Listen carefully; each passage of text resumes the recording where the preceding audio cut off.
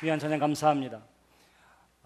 우리 찬양대의 찬양을 통해서 우리에게 밝게 드러난 것처럼 오늘이 바로 성령 강림 주일입니다.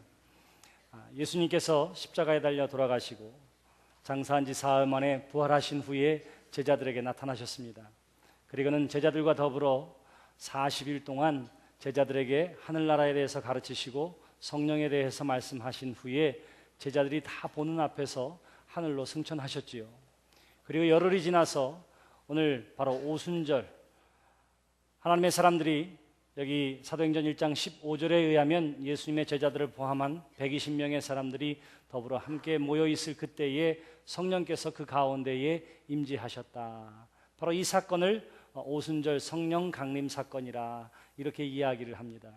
6월절에 예수 그리스도께서 우리를 위해 구속의 십자가 사건을 이루시고, 그리고 오순절 바로 하나님의 절기를 통해서 성령이 우리 가운데에 또 그들 가운데에 임재하게 된 것이지요. 자, 이와 같이 성경에는 하나님이 역사하시고 하나님이 일을 이루시는 때가 있음을 이야기합니다. 유대인에게는 지켜야 할 중요한 세 개의 절기가 있습니다. 그래서 그때의 그 절기에는 모든 유대인들이 예루살렘에 와서 그 절기를 지키게 했어요. 그 첫 번째는 6월절입니다. 해방의 절기를 의미합니다.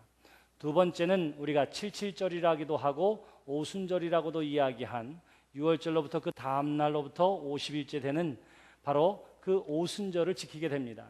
이때는 첫 곡식을 거두고 하나님 앞에 감사의 예물을 드리는 절기이기도 했습니다. 그리고 세 번째 절기가 수장절이라고도 하고 혹은 장막절이라고도 이야기하고 초막절이라고도 이야기하는, 오늘 우리에게는 바로 추수감사절에 해당하는 그러한 절기가 있습니다. 이 세 개의 절기는 꼭 예루살렘에서 하나님 앞에 예배함으로 그 절기를 지키라 이렇게 이야기했어요. 근데 그 절기에 하나님의 역사가 저들 가운데 나타나게 된 것입니다. 예수님의 말씀을 따라 어떻게 하였습니까? 사람들이 함께 모여 있었습니다. 함께 기도하는 가운데에 있었습니다. 오늘 성경은 그때를 가리켜서 오순절 날이 이름에 이렇게 이야기합니다. 오순절 날이 이름에 라고 하는 말 가운데에는 하나님이 약속한 것을 이룰 때가 되매 이런 뜻과 똑같아요. 우리가 매일매일이 그냥 시간으로 흘러가는 것 같지만 그 가운데에는 하나님께서 정하신 때가 있습니다. 하나님이 역사하시는 때가 있습니다. 십자가에 달려 돌아가실 때가 있는가 하면 부활의 때가 있고 하늘에 오르신 승천의 때가 있으며 성령이 우리 가운데 임재하시는 때가 있는 것이지요. 사랑하는 성도 여러분, 그 때를 잘 분별하는 하나님의 사람들이 되시기를 주님의 이름으로 기원합니다. 너희는 은혜 받을 만한 때에 은혜 받고 그로 말미암아 구원 얻는 날에 구원 받으라고 사도 바울이 이야기한 것처럼 우리가 그 때를 잘 구별해야만 할 것입니다. 자야 할 때는 당연히 잠자리에 들어야 하는 것이고요. 예배해야 할 때는 반드시 하나님 앞에 예배해야 하는 것이고요. 우리가 하나님 앞에 뭔가 사모해야 하고 기도해야 할 때는 그 때를 놓치지 말고 기도하는 그곳에 하나님의 은혜와 은총의 역사는 나타나게 되어지는 줄 믿습니다. 그래서 오늘 성령이 언제 임했는지에 대해서 성경은 오순절 날이 이름에 라고 하는 그 때를 분명하게 가르쳐주고 있는 것입니다. 그들이 다 같이 한 곳에 모였다. 성경은 그렇게 이야기합니다. 사도행전 1장 15절에 보시면 예수님의 제자들과 한 120명 정도 되는 사람들이 예수님께서 승천하시기 전에 해주신 말씀을 따라서 함께 모여 있었습니다. 그들이 한 일이 있었어요.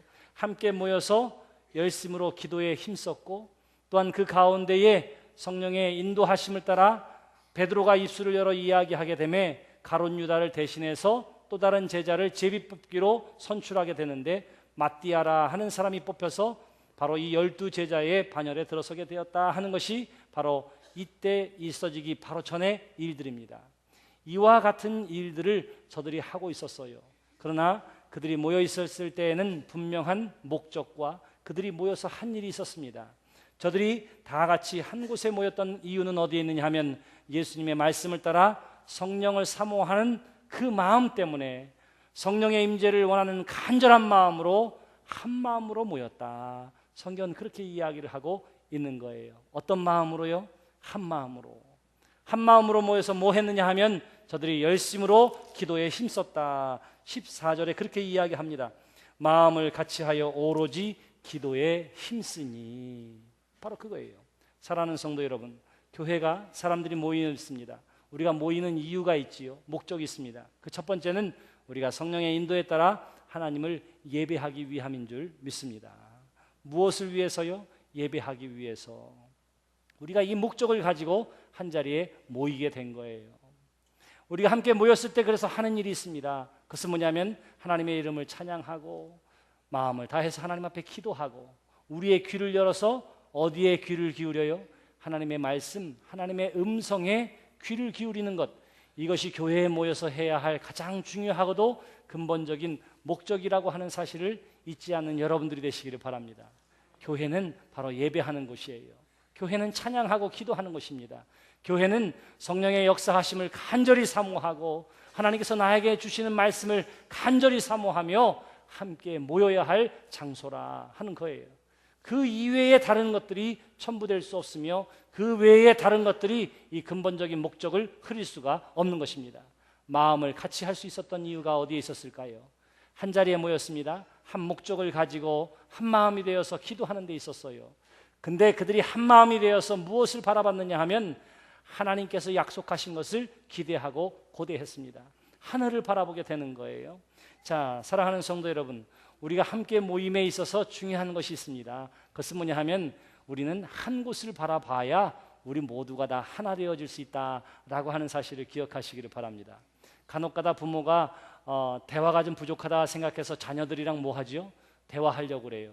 그래서 어떻게 합니까? 야, 일로 좀 와봐. 식탁에 좀 앉아봐. 너 나랑 좀 얘기 좀 하자. 부모랑 좀 대화 좀 하자. 이렇게 얘기하고 눈을 똑바로 보고 얘기하면 대화가 잘 되든가요? 어때요? 잘 대화가 되든가요? 부부가 좀 불편해요. 싸움을 했든지 어쩌든지 좀 찜찜한 게 있어요. 그래서 참다 어떻게 하냐면 여보 나랑 대화 좀 합시다. 잠깐 여기 식탁에 좀 앉아봐요. 있잖아 말이야. 이러고 얘기하면 대화가 잘 되든가요? 네, 아이들은 보나마나 눈을 밑으로 깔거나 딴 데를 보면서 예 말씀하세요 이럴 것이고 또 부부는 아무리 부부라 하더라도 눈을 마주치고 같이 이야기하는 것은 쉽지 않을 것입니다. 상담을 하는 사람들이 뭐라고 이야기하면 좋은 대화와 관계를 위해서는 꼭 눈을 마주쳐야 할 필요가 없다 그래요. 오히려 어떻게 하느냐 하면 한 곳을 바라보면서 이야기하라 그래요. 그러니까 이렇게 할 수 있겠죠. 야 우리 주일 예배도 끝나고 했으니까 우리 가까운 산에 한번 올라가자. 같이 가자. 이러고는 산을 향해서 올라가면서 얘기하는 거예요. 야 요즘 어때? 친구들이랑 잘 지내니? 어쩌고 저쩌고 이야기하는 거예요. 그러면 대화가 됩니다. 부부 사이에도 마찬가지예요. 여보 오늘 해도 길어지고 그랬는데 우리 좀 공원이라도 한 바퀴 돕시다. 그러면서 공원을 돌면서 이야기하는 거예요. 같은 목적과 방향을 가지고 가면서 이야기를 하는 것입니다. 그러면 대화가 훨씬 더 부드럽고 술술술술 잘 나오게 되어 있습니다. 신앙생활도 마찬가지예요. 우리가 한 가지의 목표를 가지고 같은 곳을 바라보고 갈 때에 교인과 교인들 사이에 갈등이 없고 상처가 없고 아픔이 없는 거예요. 여러분들이 믿음의 삶을 살아가면서 나는 저 사람을 보니까 정말 믿음의 삶을 저렇게 살아야 되겠구나. 저 사람 보니까 신앙생활 정말 저렇게 해야 되겠구나. 야, 저 사람은 진짜 내 신앙의 모범이고 닮고 싶은 사람이야. 여러분 가운데 그런 사람이 보이거든 감사하시기를 바랍니다. 근데 한 가지 더 나아가서 너무 기대하지 마세요. 왜냐하면 성경은 우리로 하여금 사람을 보고 서로 바라보면서 믿음의 삶을 살라고 하지 않고 믿음의 주여 온전케 하시는 이인 예수를 바라보라고, 한 곳을 바라보라고, 하늘을 바라보라고 주님이 우리에게 말씀하고 있습니다. 사람을 바라보게 되면 그 사람의 부족함도 보이게 되고요, 연약함도 보이게 되고요, 그래서 때로는 상처받고 마음의 아픔을 경험하게 되는 거예요. 성도와 성도 사이에 갈등이 생기는 이유도 바로 거기에 있습니다. 그러므로 사랑하는 성도 여러분, 우리는 어디를 바라본다고요? 서로 바라보는 것이 아니라 천성길을 바라보고 주님을 바라보고 하늘을 바라보는 믿음의 사람들이 되시기를 주님의 이름으로 기원합니다. 하나 될 수 있는 이유가 어디에 있느냐? 마음이 하나 되어질 수 있는 이유가 어디에 있느냐? 자라온 배경도 달라요. 살아온 삶도 달랐습니다. 그리고 오늘 말씀대로라면 4절에 의하면 그들이 각각 오순절을 지키기 위해서 여러 곳에서 왔기 때문에, 흩어져 있는 여러 나라에서 왔기 때문에 언어도 달랐어요. 그런데 그들이 어떻게 한 마음 한 뜻으로 한 공간에 있을 수 있었겠습니까? 이유는 하나예요. 어디를 바라봤기 때문에? 한 곳을 바라봤기 때문이에요. 우리 교회도 마찬가지지요. 서로가 형편이 다르고 배경이 다르고 목적이 다르고 요구하는 게 달라요. 필요한 게 달라요. 그럼에도 불구하고 온 성도들이 하나 되어서 기쁨으로 찬양하며 믿음의 삶을 살아갈 수 있는 이유는 어디에 있느냐 하면 하나님께서 보게 하신 것을 바라보며 나아가게 될 때에 교회는 하나가 되어지는 줄 믿습니다. 서로 바라보기도 해야 되지요. 그러나 지나치게 기대하지 말아라 하는 것입니다. 한 곳을 바라보는 믿음의 여정이 되시기를 바랍니다. 우리가 바라봐야 할 곳이 있습니다. 오늘 성경은 이렇게 이야기합니다. 호련히 하늘로부터 급하고 강한 바람 같은 소리가 있어 그들이 앉은 온 집에 가득하며. 그래요. 자, 성령이 저들 가운데에 바람 같은 소리로 불같이 각각의 머리 위에 임하여지게 됐는데 이것이 어디서부터 왔다고 하지요? 하늘로부터. 그래요. 하늘로부터 내려왔다 이렇게 이야기합니다. 여러분 기억하세요. 능력은 어디로부터 오느냐 하면 하늘로부터 온다고 하는 사실을 기억하시기를 바랍니다. 은혜와 은총은 어디로부터 오느냐 하면 하늘로부터 오는 거예요. 믿음의 삶은 그래서 어디를 기대하느냐 하면 하늘을 바라보고 하나님이 주시는 은혜와 은총을 사모하는 것입니다. 우리 세상의 삶은 어떻지요? 하늘을 볼 기회가 없어요. 하늘을 볼 기회가 없습니다. 어디부터 봐야 돼요? 땅을 봐야지요. 땅에서 소출이 있고 땅에서 얻어지는 것이 있고 땅에서 거둬들이는 것이 있기 때문에 우리의 인생이라고 하는 것이 계속해서 땅만 바라보고 주워들이고 거둬들이게 되어 있습니다. 또 어디를 바라봐요? 주변을 바라봅니다. 옆을 바라봐요. 나에게 도움이 될 만한 사람이 없을까? 나에게 좀 힘이 될 만한 사람이 없을까? 나와 좀 사귈 만한 사람이 없을까? 계속해서 우리는 좌우를 두리번거리거나 우리의 소득이 있는 땅의 것에 우리의 눈이 쏠릴 수밖에 없는 거예요. 그런데 골로새서 말씀에 뭐라고 이야기합니까? 골로새 3장 1절과 2절의 말씀 보시면 우리에게 분명히 이야기하기를 위의 것을 찾으라 그렇게 이야기해요. 땅의 것도 아니고 옆의 것도 아니고 어디라고요? 위의 것을 찾으라 그렇게 이야기합니다. 사랑하는 성도 여러분, 여러분들의 인생의 방향이 어떻게 되어야 할지, 내가 과연 어디로 진로를 결정해야 할지, 내가 지금 이 상황에서 무엇으로 어디로 나가야 할지 모르게 되거든 위를 바라보시기를 바랍니다. 하나님을 바라보시기를 바랍니다. 하늘의 하나님께서는 어떻게 하시냐면 위에서 우리를 바라보시고 위에서 바라볼 때는 어디가 벽이고 어디가 강이며 어디가 길인지를 하나님께서 알고 계세요. 그러기에 위에 계신 하나님의 음성을 듣고 그 음성을 따르는 하나님의 사람들이 되시기를 주님의 이름으로 기원합니다. 참된 능력은 하늘로부터 오는 거예요. 참된 기쁨도 하늘로부터 옵니다. 참된 은혜도 하늘로부터 오는 거예요. 오늘 성경은 그래서 하늘로부터라고 이야기하고 있습니다. 급하고 강한 바람 같은 소리가 있었다. 3절에 보시면 마치 불의 혀처럼 갈라지는 것들이 그들에게 보여 각 사람 위에 하나씩 임하여 있더니 그들이 다 성령의 충만함을 받았다 그렇게 이야기해요. 자, 성령이 어떻게 임했다고요? 바람 소리 같은 것이 있었어요. 또 어떻게 임했다고요? 불 같은 것이 보였어요. 근데 성경은 뭐라고 이야기하느냐면 바람 소리다, 불이다 이렇게 이야기하지 않습니다. 바람 소리 같은 것이 있고 마치 불 같은 것이 보였다. 성경은 그렇게 이야기해요. 눈으로 보여지고 귀로 들려지는 것이 있긴 있었는데 정확하게 뭐라고 표현할 수 없는, 그래서 바람 같고 불 같은 것이라고 표현하고 있는 거예요. 물론 구약 성경에도 보면 열왕기상 19장에 보면 엘리야에게 하나님께서 어떻게 하시지요? 그를 데리고 40주 40야를 걸어 하나님의 산 호렙에 이르게 하고 그리고 그를 산등성이에 태우고 세워놓고는 큰 지진이 나고 폭풍이 나고 그리고 화산이 터지고 이러는 가운데에도 있지 아니한데 그 후에 세미한 소리가 있었는데 거기에 하나님이 계셨다. 성경은 그렇게 이야기합니다. 자, 여기에 보니까 성령이 분명히 그들에게 임재했어요. 근데 바람 같고 불 같고 이렇게 이야기하는 것은 성령의 체험이라고 하는 것은 지극히 주관적이다 하는 것을 이야기합니다. 주관적이에요. 오늘 성가대가 찬양한 것처럼 웅장하게 내가 그 무엇도 할 수 없을 만큼 꼼짝달짝 할 수 없을 만큼 압도적으로 성령이 나의 삶 가운데 임재하시는 경우가 있어요. 성령이 우리 가운데 임재했다고 하면 또 어떻게 생각하느냐면 사람들은 적어도 뒤로 한번 뒤집어지고 입신하고 말이죠. 3층 천을 갔다 오고 뭐 그래야 내가 성령 받았다 이렇게 이야기하는 사람도 있고요. 성령 받으면 갑자기 어눌했던 사람들도 말더듬이도 입에 입술이 열려지고 방언을 하기 시작하고 가슴에 뜨거운 것이 경험되어지고 이것만이 성령의 부으심을 받았다. 예, 맞아요. 그러나 그것만이라고 이야기할 수 없다 하는 것입니다. 어떠한 사람은 어떻게 하느냐 하면 성령의 부으심 가운데 있었는데 아무 말도 할 수 없어요. 입 뻥끗할 수도 없습니다. 그러는 그 얍도함 가운데에 그저 흐르는 눈물과 감격을 주체할 수 없는 가운데에 성령이 그들 가운데에 역사하시는 경우도 있어요. 역사하시는 경우도 있습니다. 그러니까 성령 체험이라고 하는 것은 지극히 주관적이라 이렇게 이야기할 수 있습니다. 사랑하는 성도 여러분, 그러므로 내가 한 번도 입신하거나 쓰러진 적이 없다고 해서 그것 때문에 너무 내가 과연 성령 충만한가, 성령 임재가 경험되었는가 의심하지 않게 되기를 바랍니다. 여러분들은 다 성령의 사람이에요. 고린도서 12장 3절에 보시면 뭐라고 이야기합니까? 누구든지 성령으로 말미암지 않고는 예수를 주라 시인할 수 없다, 그렇게 이야기해요. 다시 말하면 여러분들이 예수님을 믿게 되었다면 이미 여러분들은 뭐예요? 성령의 사람이 되어진 줄 믿으시기를 바랍니다. 이미 여러분들은 성령의 사람이에요. 여러분들은 이미 체험의 사람이라 이렇게 말할 수 있습니다. 보지 않고 경험하지 않았는데 어떻게 믿을 수가 있어요? 더더군다나 여러분처럼 의심 많은 사람이, 그거는 성령의 역사예요. 내가 예수님을 믿게 된 것 자체가 성령의 역사고 성령이 나로 하여금 믿게 해 주신 줄 믿습니다. 성령의 체험은 너무너무 주관적이에요.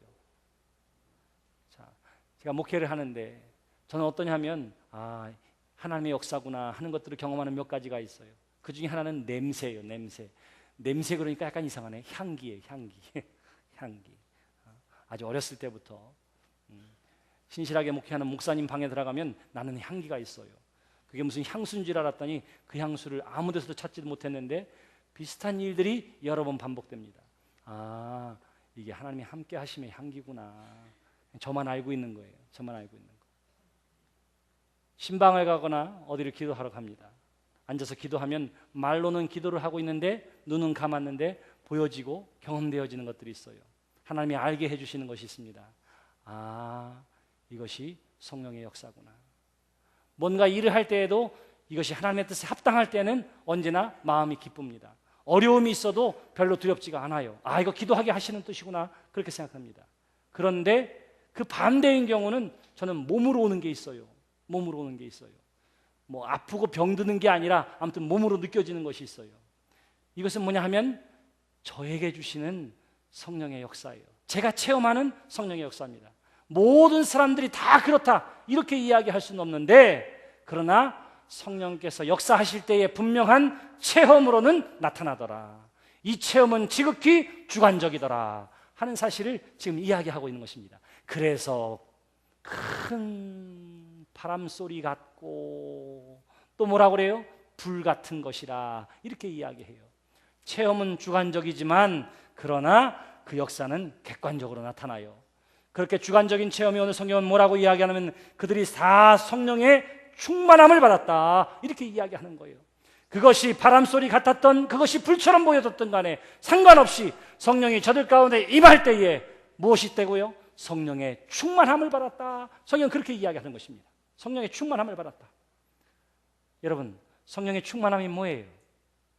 어떤 사람은 성령 세례를 받으라. 예수님께서도 뭐라고 하느냐 하면 부활 승천하시기 전에 말씀하셨습니다. 요한은 물로 세례를 주었으나 성령으로 세례를 받으라 이렇게 이야기해요. 누구에게? 하나님의 사람들에게. 요한은 물로 세례를 베풀었으나 너희는 몇 날이 몇 대요? 성령으로 세례를 받으리라. 예수님께서 이렇게 말씀하셨습니다.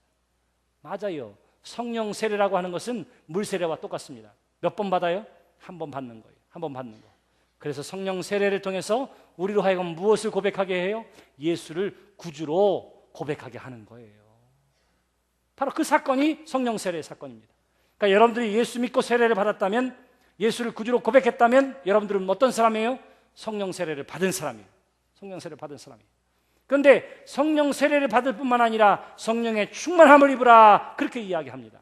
성령 세례는 우리로 하여금 예수를 구주로 고백하게 하는 사건이요, 성령의 충만함은 내 안에 나는 비워지고 하나님의 영으로 가득 차서 내가 말하고 행동하는 모든 것들이 하나님의 지배 아래에 놓이게 된 상태, 이것을 바로 성령의 충만함이라 그렇게 이야기하는 것입니다. 그래서 오늘 성경 말씀을 보세요. 사전에 뭐라고 이야기하느냐 하면 그들이 다 성령의 충만함을 받고 성령이 말하게 하심을 따라 말하기를 시작했다 그래요. 누구의 말하기를 따라서요? 성령의 말하게 하심을 따라 저들이 말하기 시작했다 그렇게 이야기합니다. 성령의 충만함을 받으면 그래서 어떻게 된다고요? 내 안에 하나님의 영으로 가득 찼기 때문에, 하나님으로 가득 찼기 때문에 내가 행동하고 말하는 것이 어떻게 돼요? 하나님의 온전한 지배 아래 놓이게 된다 그렇게 이야기합니다. 사랑하는 성도 여러분, 성령의 충만함을 입는 하나님의 사람들이 되시기를 주님의 이름으로 축원합니다. 난 습관적으로 입에서 막 욕이 나와요. 이런 사람이 있어요. 급하면 욕 나오는 사람이 있어요. 그래서 이걸 어떻게 해야 될지 모르겠습니다. 이런 사람이 있고, 어떤 사람은 담배 피던 버릇이 고추 먹을 때도 나타나요. 고추씨를 털 때. 이런 사람도 있어요. 잘못되고 못된 습관이 자기의 삶 속에서 반복되어지는 사람들도 있어요. 어떻게 해야 할까요? 어떻게 해야 할까요? 아주 간단합니다. 하나님, 나로 하여금 성령의 충만함을 입게 해주세요. 하나님, 내 안에 들어오셔서 나를 온전하게 다스려 주시옵소서. 성령이 우리 가운데 임하시고 성령의 충만함 가운데 거할 때에 우리는 그때에서야 죄를 죄로 발견하게 되는 거예요. 내 안에 잘못된 것이 무엇인지를 보게 되는 것도 성령의 충만함이 있어야 가능한 일입니다. 습관이 바뀌고 언어가 바뀌는 일들도 성령의 충만함을 통해서 가능한 일이에요. 그래서 저들이 성령의 충만함을 입고 성령이 말하게 하심을 따라 난 곧 방언으로 말하기를 시작했다. 성경은 그렇게 이야기하고 있는 것입니다. 그러므로 사랑하는 성도 여러분, 그 성령이 여전히 우리 가운데 계속해서 역사해 주시는 줄 믿습니다. 그 성령의 역사하심이 이 땅에 교회를 세웠고, 그 성령의 역사하심이 제자들로 하여금 흩어지는 곳곳마다 예수 그리스도를 영접하는 하나님의 역사를 경험하게 만들었습니다. 그리고 오늘 이 시간에도 성령이 우리 가운데 역사해 주시고 성령이 우리 가운데 임재해 주심으로 말미암아 성령께서 말하게 하시는 것을 말하게 하고 생각하게 하는 것을 우리로 하여금 생각하게 해 주실 줄 믿습니다.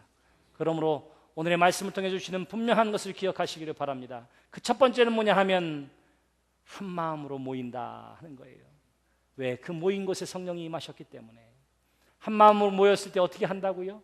서로를 바라보는 것으로 시험에 들거나 상처에 들지 말고 한 마음으로 함께 모여서 기쁨으로 예배할 수 있도록 우리는 한 곳을 바라봐야 한다 하는 것입니다. 한 곳, 어디를 바라봐요? 하늘을 바라보는 여러분들이 되시기를 바랍니다. 하나님을 바라보는 여러분들이 되시기를 바랍니다. 예수님을 바라보는 여러분들이 되시기를 주님의 이름으로 축원합니다.